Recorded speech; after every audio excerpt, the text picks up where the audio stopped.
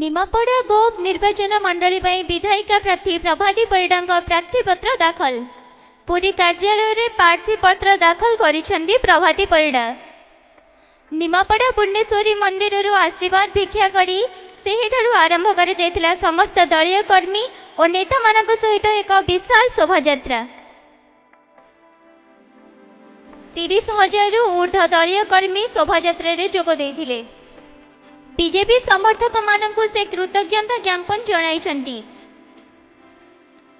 एवं निमापड़ा और गोप निर्वाचन मंडली रे सेवा करिवे बोली से भरोसा देइछंती। बीजेडी रु इस्तीफा देथिबा समस्त समीर दासଙ୍କ समर्थक प्रभाती परिड़ाଙ୍କ नामांकन रैली रे जोग देथिले। सेथिपई ए शोभायात्रा एक विशाल शोभायात्रा रे परिणत होई पारिछि।